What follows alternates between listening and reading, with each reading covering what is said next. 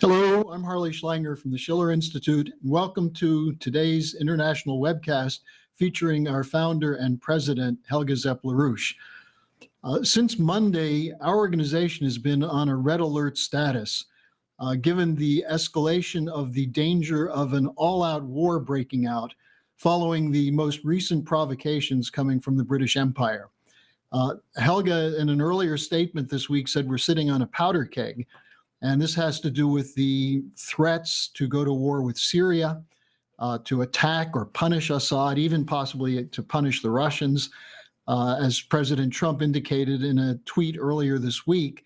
So we're still sitting on a powder keg, and Helga, despite being ill, is here for a brief period so she can give us the picture and the strategy for the mobilization to stop this escalating war danger. So Helga, I turn it over to you now.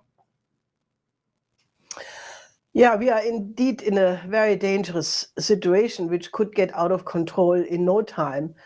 And just to underline that point, this tweet by President Trump, which made the headlines internationally everywhere, namely, Russia, the missiles are coming, that turns out to be a reaction to a fake news.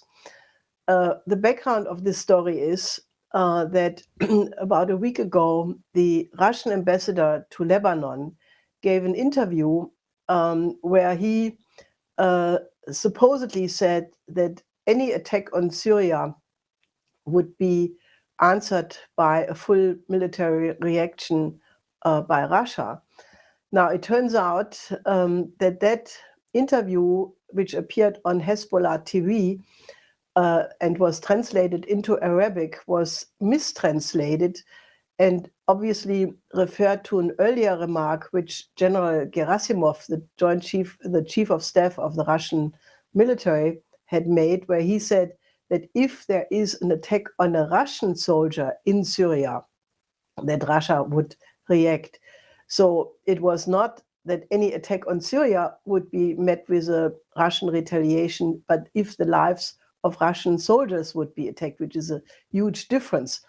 But obviously that was the trigger point for Trump to send out this tweet. But it also shows you that in this environment of complete orchestration of fake news, false flag attacks, Secret Service manipulation of all kinds, that how easy it is to stage an incident and how things can get out of control. We are right now not off the war danger. It's still unclear what will happen. Yesterday at the White House briefing, apparently it was said that all options are on the table. Theresa May meets with her cabinet, supposedly according to media reports, which are not very reliable, but that's the only source we have on that, to decide if the British would participate in the US military attack.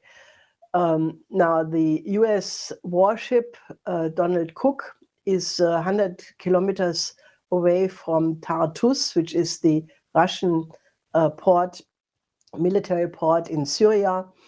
And another US warship has left Norfolk and is on the way already since several days. So since Russia has full air control over Syria, and Syria has also extremely effective missile defense systems, if there is a US missile attack on Syria, we could be right in a confrontation between the two nuclear powers, United States and Russia. So I can only urge you should join, all of you who are watching this program, join our mobilization in every parliament in the world where you are. Get your congressman, get your deputy to intervene and make sure that the respective governments are completely distancing themselves, that there is a public debate and an investigation. And, we must really have a total mobilization against this war danger. It's really important, I think, that people also have a sense of the continuity of this threat, because what we've been covering here in the last few weeks It started with the fake news from Theresa May and Boris Johnson of the effort by they accused the Russians of trying to poison a former spy, Sergei Skripal, and his daughter. When that fell apart, when the British chemical warfare experts said they could not determine that the origin of this chemical weapon was from Russia, as soon as that falls apart, we see an escalation with the so-called chemical weapons usage in East Ghouta in Syria. Now, it occurs also at precisely the point that Donald Trump said he's prepared to pull the United States troops out of Syria entirely. So as some of the Russians are saying, and I think it's worth, Helga, for you to go through some of what the Russians have been saying on this, including Putin, but that they've said it's very obvious that this is a scripted assault against Russia and against Trump. So what are we hearing from the Russians? Well, the Deputy Chief Joint General Staff of Russia just reported that Russian ABC specialists have been or are in Duma, and they inspected both the material of the so-called chemical weapons and also the patients in the hospital, and they confirmed what earlier representatives of the Red Crescent had said, that there was absolutely no trace of chemical weapons and also no sign that patients in the hospital would have been injured by such a weapon. Now that is again pointing to the fact that the entire information about this so-called incident came from the White Helmets, an organization which is entirely funded by the British government and in part, I think, also the USAID. And various whistleblowers have documented that this is an organization which is very close to the jihadists and that they have completely staged this affair. Now, Foreign Minister Lavrov also said that Russia has had signs of a planned provocation since months, and that they have given this information both to the UN Security Council and to the OPCW, so that it was known that this was in preparation, and also that the jihadists had in various cities digged tunnels under cities, out of which they then operated with explosive materials mixed with chemical weapons.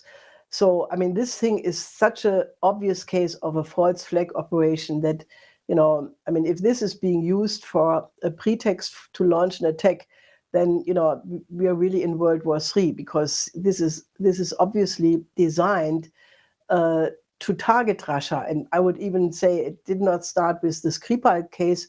It started with the Russia Gate against Trump, which fell apart completely. Now, the Skripal case also has fallen apart because the OPCW was just in Salisbury. They investigated the material which was used in the Skripal attack, and they said they were not able to identify neither that it was Novichok, they didn't mention that name, nor the origin of it. Now, the OPCW is, you know, that's their whole purpose of existence, has been visiting every country, every laboratory. So they have examples of every chemical substance, of every nerve gas. So they could compare it, and obviously they could not identify that it comes from Russia, so it doesn't come from Russia. So this case is also falling apart. So I think it's really important that people see the continuity, as you say, of these lies, which are designed, you know, to be a war preparation for a war against Russia. There is no other explanation possible. And it's a war against Russia that's designed to sabotage President Trump's policy of working with Putin, working with Russia, cooperation against terrorism, and also, as Trump noted in one of his tweets, economic cooperation. Now, there's also General Mattis, the U.S. Defense Secretary, who is urging caution, saying we have to wait until we can see that there's some evidence of this. Mattis came out after the March 2017 false flag against Syria, which led to a U.S. attack, and said there was no evidence of chemical weapons or that it was the Assad regime. So we're seeing a certain amount of backing away. And then very importantly, the former British ambassador to Syria, Peter Ford, and also the former ambassador to Uzbekistan from the United Kingdom, Craig Murray, both of whom have been very outspoken on this, warned that this is a crazy escalation to war. What should people do? I mean, you have voices coming out now. There are people who want to know what to do. What are we doing as part of our mobilization? Well, we have various appeals. One in Germany, which you find in German on our website there. We have one on the American of our colleagues from LPEC, and both of these appeals should be used to mobilize every parliament around the world. I mean, in the United States, our colleagues there are mobilizing. They have already distributed tens of thousands of leaflets. They have contacted everybody in the Congress. They have a general mobilization. We are doing similar things in Europe. But, I think we really have to take it very seriously. The German former highest military officer, General Kujat, gave 3 interviews today to different TV stations where he made the point, which I can only fully endorse, that we are confronted with a political class which is obviously incapable of calculating the consequences of their deeds. And that therefore the danger is that we sleepwalk into a third world war, like it happened in the case of the First World War. And, I may not share exactly the reasons why this is so. He says, this is an unfortunate combination of an inexperienced French president, a prime minister in Great Britain who has tremendous domestic problems, an erratic American president. But then he blasts the German government that rather than trying to calm the situation down, that Merkel is actually heating it up. I mean, this is incredibly. I mean, Germany was, destroyed 2 times in a world war. And now we have a chancellor who is, immediately defending May in her accusations, who is immediately, condoning that Assad must be the guilty one. And, Kujat, General Kujat, puts Merkel on the spot and says, she should intervene. Now, I think the problem is that these politicians are really incapable of recognizing what they are doing. And, therefore, I think we need to really have a full-fledged mobilization in depth of all the parliamentarians in every country where you are. You should use these materials and demand that all the governments are completely coming out against this, that they should denounce the false flag operations. And we should not forget, there is a German judge whose name is Peter von Nahme, who was a judge at a Bavarian court until 2007. And he pointed to the fact that there is a continuity against all of these provocations with the obvious aim of regime change in Russia.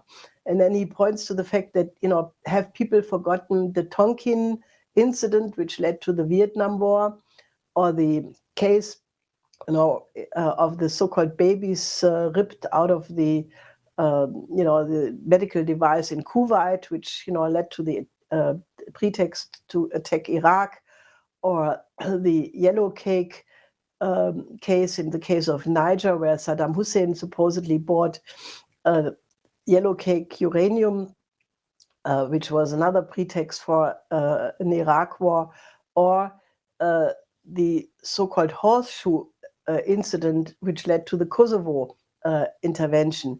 Now, all these things were orchestrated and fabricated, and I think we must have a discussion who is doing that.